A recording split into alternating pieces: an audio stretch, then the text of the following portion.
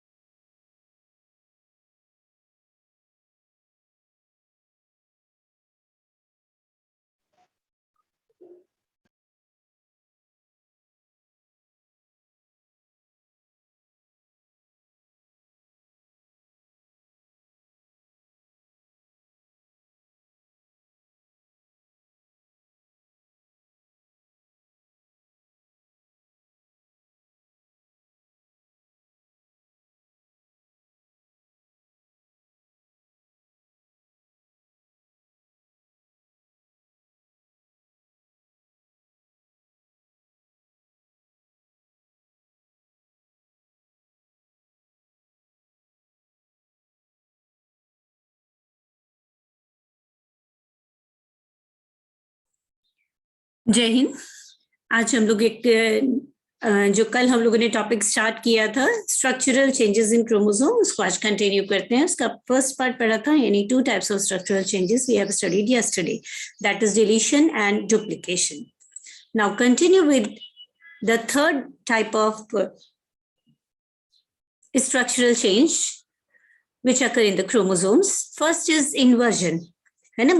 First was deletion, then second duplication, and now come to inversion. When a segment of a chromosome is oriented in reverse direction, as told you earlier, कि invert हो जाना यानी उल्टा हो जाना, तो reverse direction में अगर chromosomes का कोई segment orient हो जाता है और लग जाता है या change हो जाता है, such a segment is said to be inverted, and the phenomenon is termed as inversion.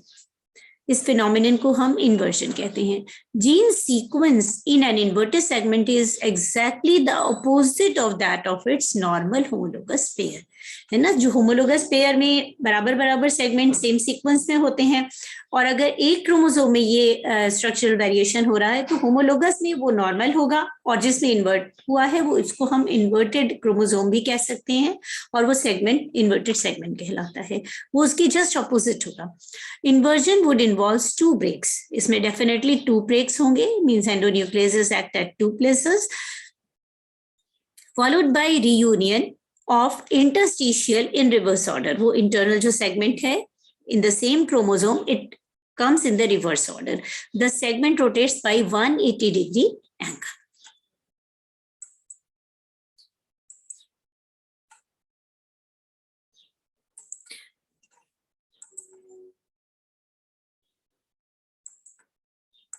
You can see here, this is showing inversion process.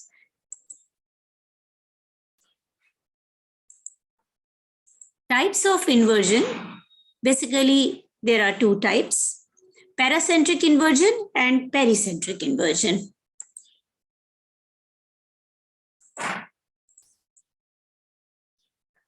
The paracentric inversion says, paracentric inversion are those inversion where the inverted segment does not include centromere, है ना. जिस segment में inversion हो रहा है वहां पर centromeric unit नहीं होगा. This is centromeric unit as you can see here, and inversion takes place in the upper arm of the chromosome. So inversion takes place here at this place. The sequence is, you can see A, B, C, D, E, F, G, H.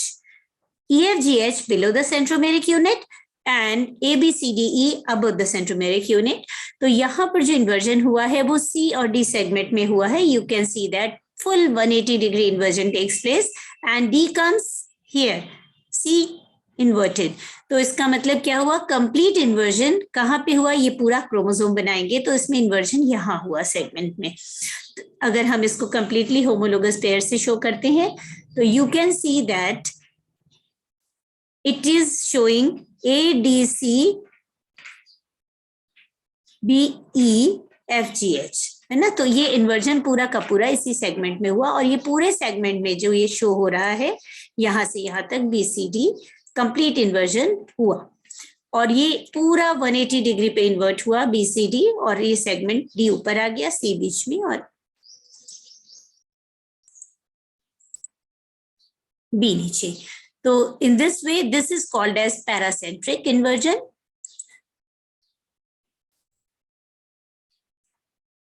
Paracentric inversion does not include centromere.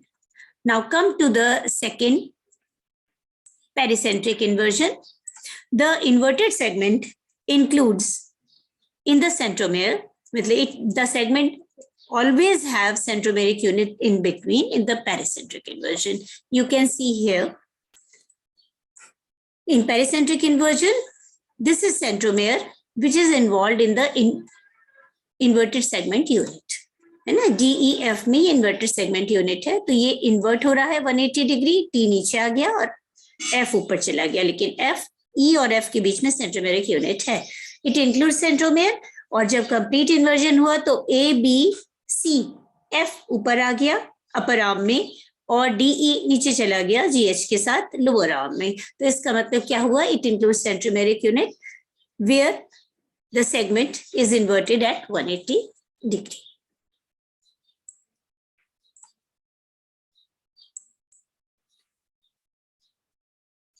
Next is, what are the effects of inversion? Inversions help to retain the original gene combination by reducing the crossing over frequency, है ना। तो अब क्या होता है कि जो invert हो रहा है सेगमेंट वो उसी क्रोमोसोम में हो रहा है, सेम होमोलोगस में नहीं जा रहा, सेम में हो रहा है। तो इसका मतलब क्या हुआ कि ये क्रॉसिंग ओवर की फ्रीक्वेंसी को रिड्यूस कर सकता है। वो जीन्स जो कि साथ साथ इन्वर्ट हो रही हैं वो एक तरह से लिंक्ड जीन्स हैं, तो क्रॉस ओवर फ्रीक्वेंसी रिड्यूस हो जाती है। Inversion enhances the position effect and thereby producing phenotypic sequences.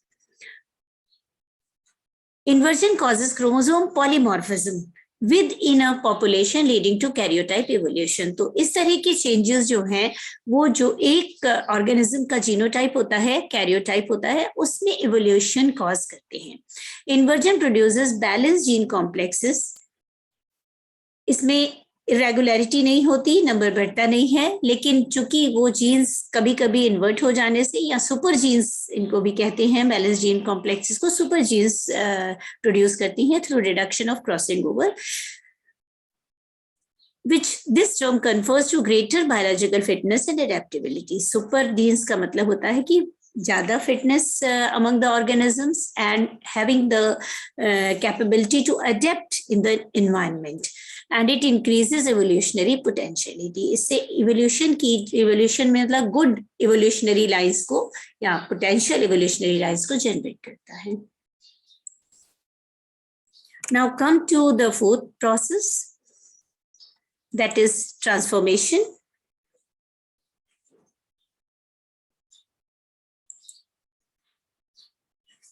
Translocation translocate होना, यानी एक प्लेस से दूसरे प्लेस पर चले जाना, है ना। तो इन्वर्ट में तो सेगमेंट का सीक्वेंस तो सेम था, बस इन्वर्टेड हुआ, यानी जीन्स ट्रांसलोकेट नहीं हुई। अब ट्रांसलोकेशन एक प्लेस से दूसरे प्लेस पर चले जाना है, तो that may be within the arm और that may be in the other arm of the chromosome और that may be in the homologous pair of chromosome.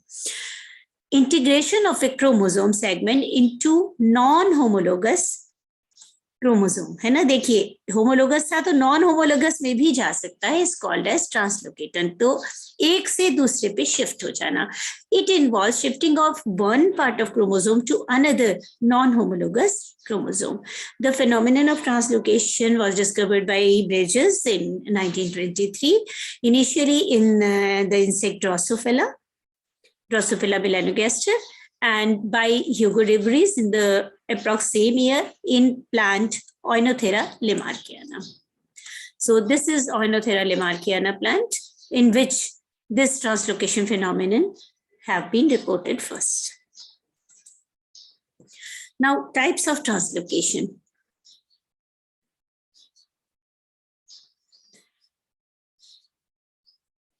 The first is interchromosomal translocation. इसको हम लोग chromosomal shift भी कहते हैं. Intra chromosomal translocation. Intra means within the same chromosome. Change in the position of a segment within a chromosome. We are talking of intra, है ना, यानी within a chromosome, either from one arm to other और from one location to another in the same arm. Right, this complete is arm. तो या तो same arm में होगा या एक से दूसरी आर्म में हो सकता है, but with in the same chromosome.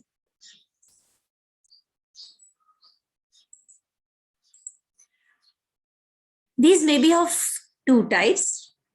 Intraradial. The first is intraradial and second is extraradial.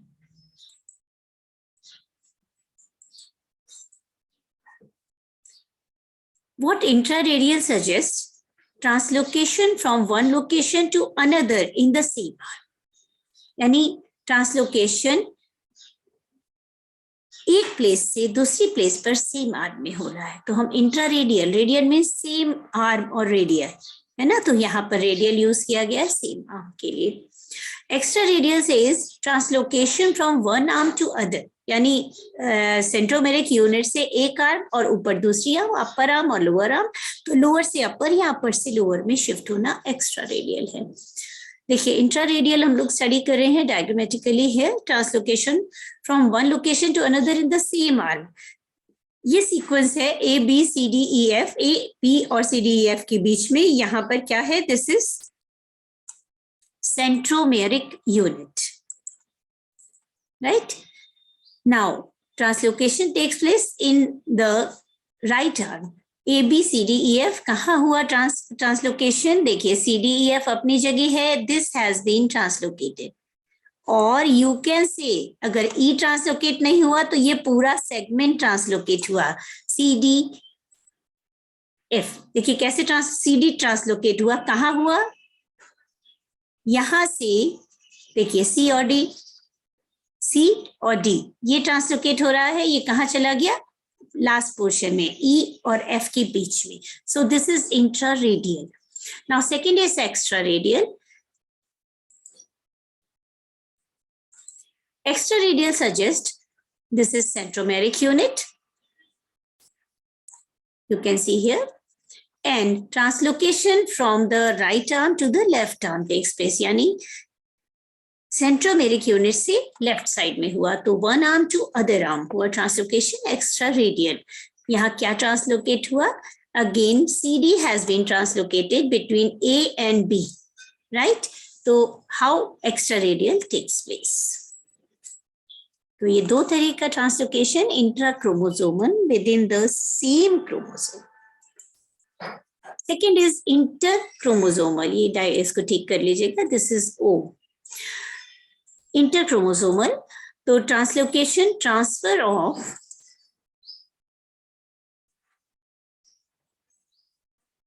a segment from one chromosome to other chromosome.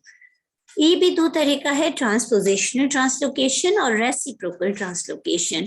ट्रांसपोजिशनल means position has been changed, one way transfer, लेकिन sequence same रहेगा. One way transfer of इस chromosomal segment from one portion to another in the same chromosome, है ना, but sequence remains same. Reciprocal translocation if two non-homologous chromosomes exchange the segment, which need not to be the same size, it results in the reciprocal translocation. You can compare here. This is reciprocal translocation in interchromosomal. This has been colored over here. यहाँ पे ये normal chromosome है. अब देखिए segment exchange हो रहा है. तो where segment is exchanging? This portion goes into the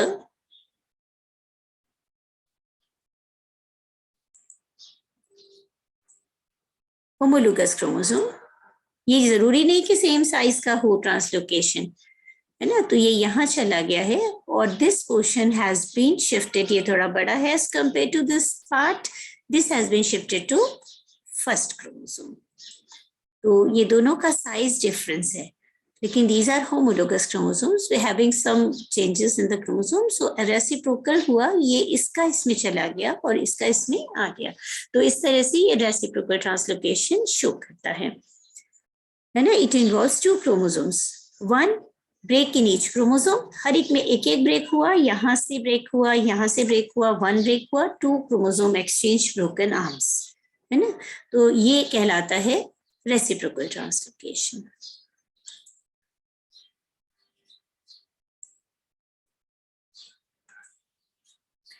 Then effect of translocation after the chromosome morphology, it alter the chromosome morphology. तो alter का मतलब होता है change करना. तो क्रोमोसोम की morphology definitely अगर translocation हो रहा है एक पार्ट से दूसरे में या दूसरे से एक पार्ट में या within the same arm or between the two arms or between two homologous chromosomes, then it alters the chromosome morphology. और definitely chromosome morphology अगर alter हो रही है, differ हो रही है, structural variation cause कर रहा है, तो after some time it is pulled as complete change in the phenotypic morphology, phenotypic structures also.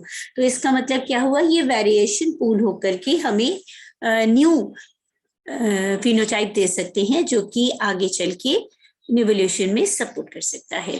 Damage to DNA में result in the formation of recessive leaders. कभी कभी क्या होता है कि कट हुआ और एक आर्म से दूसरे आर्म में ट्रांसफर हुआ लेकिन एक डिलीट हो गया, क्योंकि ये प्रोसेसेस साथ साथ चलती रहती हैं.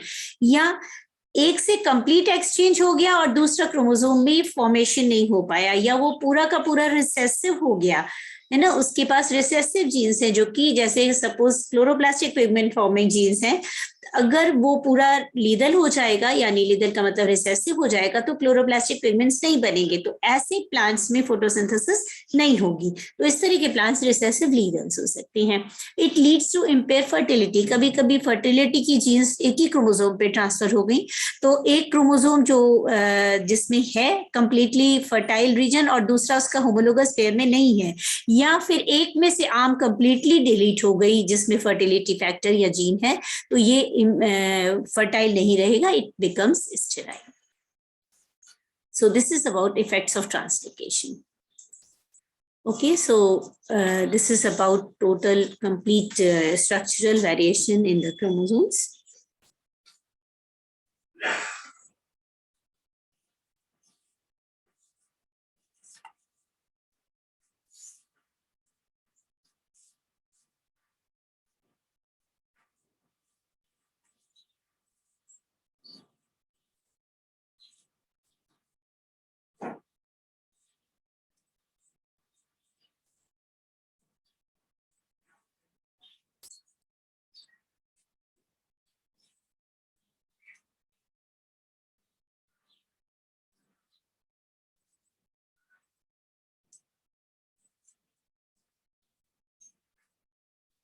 If you have any query, you may write in the chat box.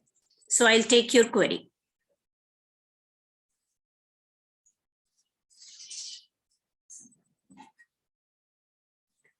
After continuous notification, आप लोग जो यहाँ जुड़ रहे हैं उनके अलावा, क्योंकि मैं YouTube पे बोल रही हूँ, इसको YouTube पे लिंक शेयर करूंगी, आप लोग अटेंडेंस नहीं दे रहे हैं, I will mark absent in your register because I am marking everyday attendance in the register. So this is for those who are not attending the class here.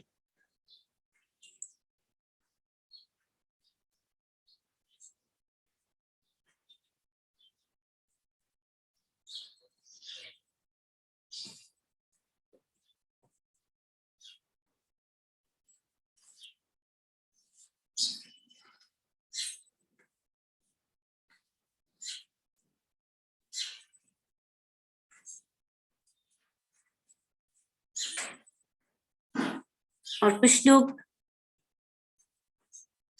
बिना नाम के जुड़ रहे हैं, मैं उनको नेक्स्ट उससे एंटर नहीं करूंगी. Yes, Supriya has asked the question, which type of questions will be asked from this topic? So because you are going to face the short answer question type or MCQ from this.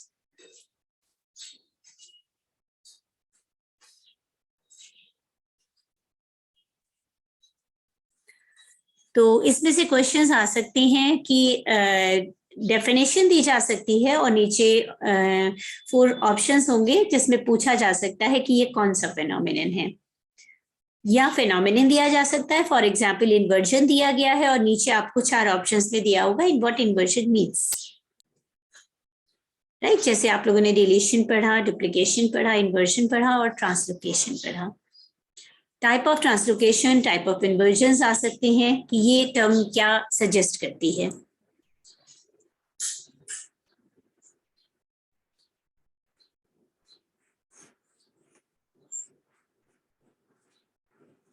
इसी तरह से इसके effects के बारे में आ सकता है, जैसे इन्वर्जन का क्या फिनोटाइपिक इफेक्ट होता है, या वो किस प्रोसेस में सपोर्ट कर सकती है इस तरह के स्ट्रक्चरल वेरिएशंस.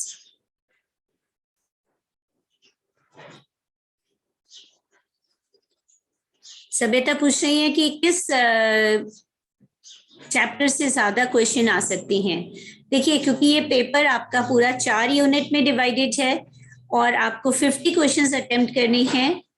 2 आवर्स का पेपर होगा आपका MCQ. तो आप चारों यूनिट को पढ़ेंगे साथ साथ. हर यूनिट में से आप ये मान के चलिए कि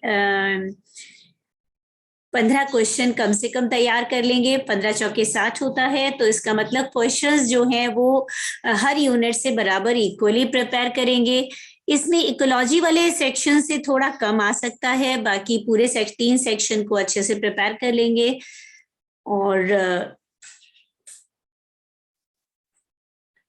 जब भी पढ़े जो भी चैप्टर, उसमें से 1 मार्क्स के आप रजिस्टर डायरी बना लीजिए और 1 मार्क के क्वेश्चन को तैयार करते जाइए, है ना। जैसे टर्मिनोलॉजी है, टर्म क्या सजेस्ट करती है या डिफाइन करने में, उसके बाद इसमें कितने टाइप्स हो सकते हैं, क्लासिफिकेशन क्या क्या हो सकता है चैप्टर का। इसमें Mendelian law, interactions of genes से मतलब अगर फर्स्ट सेक्शन में लें, लिंकेज क्रॉसिंग ओवर मैंने पढ़ा दिया, उसमें से भी क्वेश्चंस आती हैं। तो चैप्टर्स तो सारे ही तैयार करने चाहिए, क्योंकि रिस्क नहीं लेना चाहिए। सभी चैप्टर्स इंपॉर्टेंट हैं और उनमें बहुत ज्यादा क्वेश्चन कुछ सेक्शन में नहीं बनते हैं, लेकिन फिर भी आप लोग जब 1 मार्क क्वेश्चन तैयार कर लेंगे, ऑब्जेक्टिव नहीं तैयार करिए, आप फिल इन द ब्लैंक्स तैयार करिए, 1 मार्क क्वेश्चन तैयार करिए, उन्हीं में आपको तैयारी हो जाएगी एमसीक्यू की भी। और मैं फिर आपको टेस्ट दूंगी जैसे मैंने पिछली बार दिया था।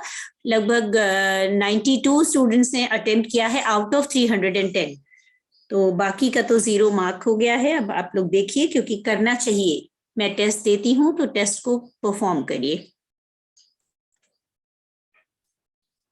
क्योंकि अभी कॉलेज में एग्जामिनेशंस चल रहे हैं अप टू 27, और उसके बाद फिर इलेक्शन के लिए शायद फोर्स के लिए ले लिया जाएगा, तो आपके शायद क्लासेस अब आई डोंट थिंक कि रन करेंगी।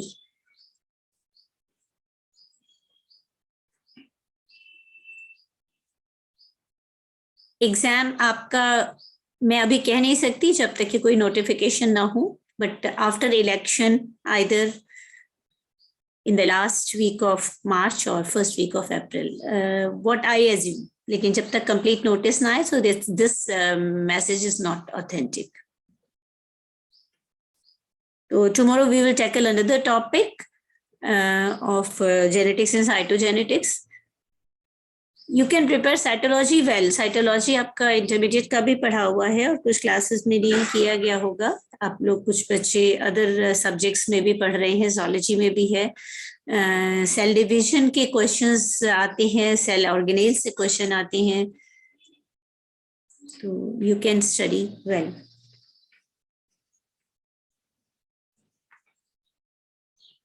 Okay, so see you tomorrow. जय हिंद।